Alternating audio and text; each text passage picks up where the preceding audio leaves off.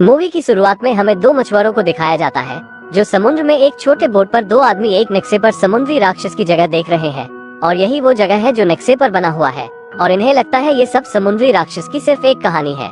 लेकिन एक समुद्री राक्षस उनके बोट पर रखे सामान को चुपके से चुराने लगता है और दूसरा आदमी उस राक्षस को देखता है तो डर जाता है। वो राक्षस भी डर कर भागने लगता है लेकिन वो मछुआरों के जाल में फंस जाता है और किसी भी तरह वो जाल से निकल जाता है। फिर हमें दिखाया जाता है लुका, जहाँ वो अपने घर से थोड़ी दूर इन मछलियों को चराने के लिए आता है और वहीं कुछ चमक रहा था। लुका उसे उठाकर देखता है तो वो इंसानों की घड़ी रहती है और उसके पीछे से एक बोट आ रही होती है। लुका जल्दी से अपने मछलियों को लेकर पत्थर के नीचे छिप जाता है। अब हमें यहाँ पता चलता है कि लुका इंसानों से डरता है जैसे इंसान इनसे डरते हैं। ये इंसानों के लिए खतरा नहीं है बल्कि इंसान इनके लिए खतरा है। जब लुका अपने घर जाता है तो उसकी माँ उसे समझाते हुए कहती है कि आजकल इंसान इधर कुछ ज्यादा ही घूमने लगे हैं, अब तुम कम ही इन मछलियों को चराने ले जाओगे और जब जाना तो होशियार रहना, इंसानों के सामने कभी मत जाना। लेकिन एक दिन जब वो मछलियों को चराने ले जाता है तो उसे एक उसी के जैसा समुद्री जीव मिलता है जिसका नाम है एल्बर्टो, जो इंसानों की गिरी हुई चीजों को इकट्ठा कर रहा है।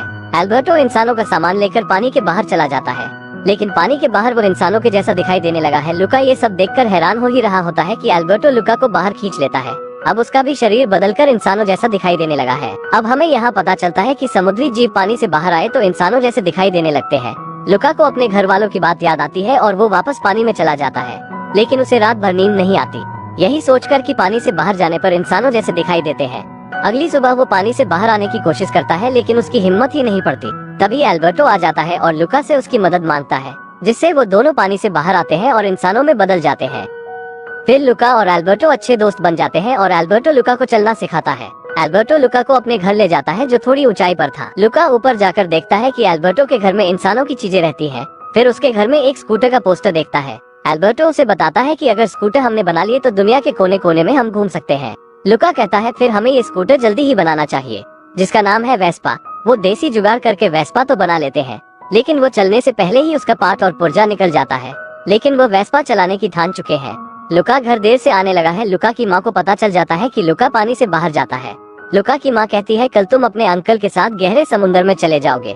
लुका ये सब सुनकर थोड़ा दुखी हो जाता है और ये सब अपने दोस्त एल्बर्टो को बताता है। एल्बर्टो कहता है उससे पहले हम भाग चलते हैं, बगल में एक शहर है जो इंसानों का है, हम वहाँ चलते हैं जहाँ तुम्हें तुम्हारे घर वाले भी नहीं ढूंढ पाएंगे और हमें वहाँ वेस्पा भी मिल सकती है जिससे हम पूरी दुनिया घूमेंगे। लुका उसकी बात को मान लेता है और वो शहर की ओर निकल जाते हैं। उस शहर में इन दोनों का सामना होता है एक लड़के से जिसका नाम है एरकोले, जो बहुत घमंडी है और उसके पास एक नई वेस्पा है। यह देखकर ये दोनों काफी एक्साइटेड हो जाते हैं लेकिन उन्हें पता चलता है कि वह दोनों जिस शहर में है वहाँ हर साल एक खेल होता है।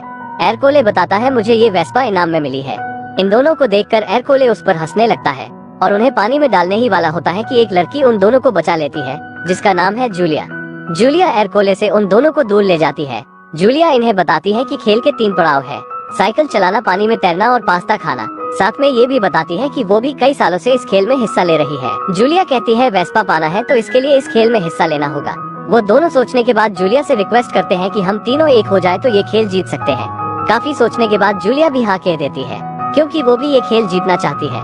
इसके बाद ये तीनों डिसाइड करते हैं कि लुका साइकिल प्रतियोगिता में भाग लेगा और एल्बर्टो पास्ता खाने में और जूलिया पानी में तैरने में भाग लेगी क्योंकि उन दोनों को पता है जैसे पानी उन पर पड़ेगा वो अपने असली रूप में आ जाएंगे। जूलिया इन दोनों को अपने पिता से मिलवाती है जिनका एक हाथ है और यह एक मछुआरे हैं और इन्हें भी समुद्री राक्षस की तलाश है।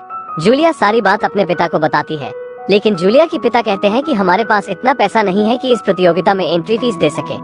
उसके पिता एल्बर्टो और लुका को अपने साथ ले जाते हैं मछलियों को पकड़ने। लुका और एल्बर्टो अपने नॉलेज से बहुत सारी मछलियों को पकड़ लेते हैं जिससे उनकी एंट्री फीस का पैसा हो जाता है। लेकिन लुका के घर वाले उसे ढूंढने के लिए उस शहर में आ जाते हैं।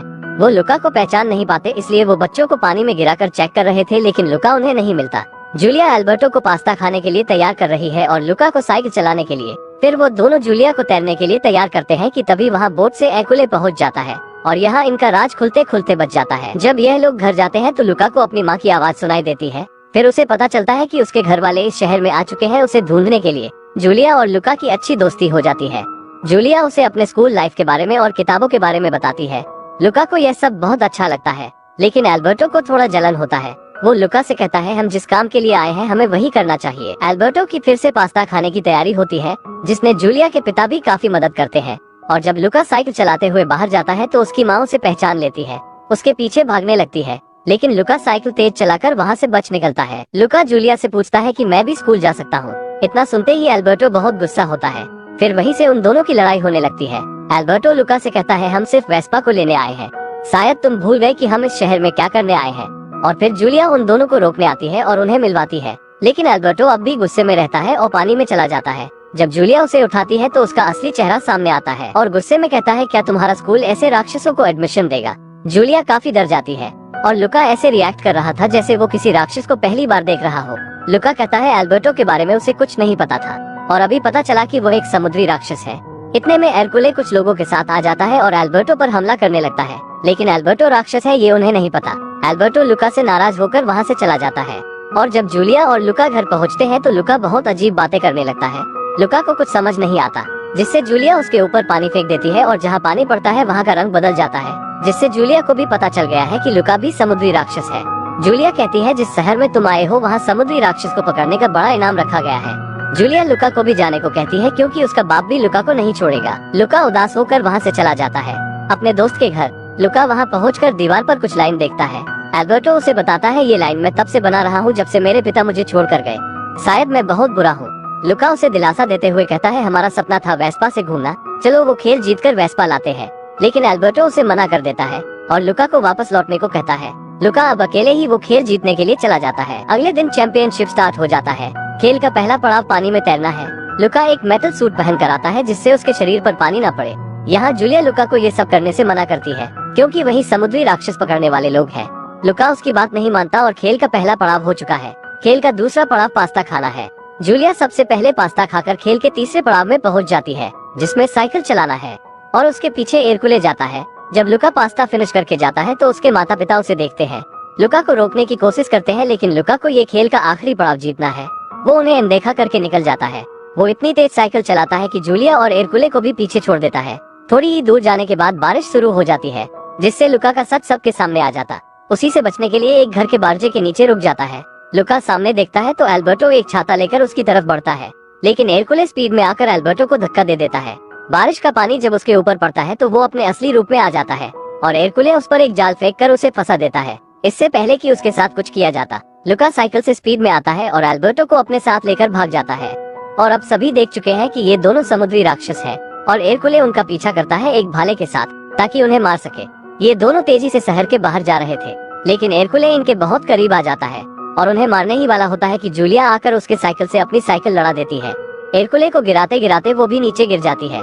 अपनी दोस्त का ये हाल देखकर वो दोनों जूलिया को उठाते हैं, लेकिन एरकुले और शहर के काफी लोग इकट्ठा हो जाते हैं ताकि इन दोनों राक्षस को पकड़ सके। इतने में वहाँ जूलिया के पिता पहुँच जाते हैं और सभी को बताते हैं कि लुका और एल्बर्टो उनके दोस्त हैं और इस खेल को जीत चुके हैं। एरकुले उनकी बात को नहीं मानता और अपने दोस्तों से मदद मांगता है, लेकिन कोई उसका साथ नहीं देता। जूलिया अपने पिता की ऐसी इंसानियत देख बहुत खुश हो जाती है और हम यहाँ देखते हैं कि इस शहर के बाकी लोग भी अपने असली रूप में आते हैं, जो और से समुद्री राक्षस उस शहर में थे। तभी से उस शहर में इन लोगों को हमेशा के लिए रहने और राक्षस ना बुलाने का ऐलान किया जाता है। उसके बाद ये लोग एक वेस्पा लाते हैं जो पुरानी थी, माफ करना मैंने इनाम में कहा था। उसके बाद जूलिया के पिता उसे स्टेशन पर छोड़ने आते हैं। जूलिया शहर से बाहर स्कूल जा रही थी, लेकिन लुका खुश नहीं था। जूलिया जैसे ही ट्रेन पर जाती है, एल्बर्टो लुका को एक टिकट देता है ताकि वो भी स्कूल जाकर अपने सपने को पूरा कर सके और बताता है कि मैंने वेस्पा बेच दी ताकि तुम भी जाकर पढ़ सको। लुका के घर वाले भी उसे छोड़ने आ जाते हैं। लुका एल्बर्टो से कहता है तुम भी हमारे साथ चलो। एल्बर्टो कहता है मैं यही जूलिया के पिता के साथ रहकर इनकी मदद करूंगा। लुका खुश भी होता है और रोता भी है कि उसका भी एक सपना पूरा हुआ।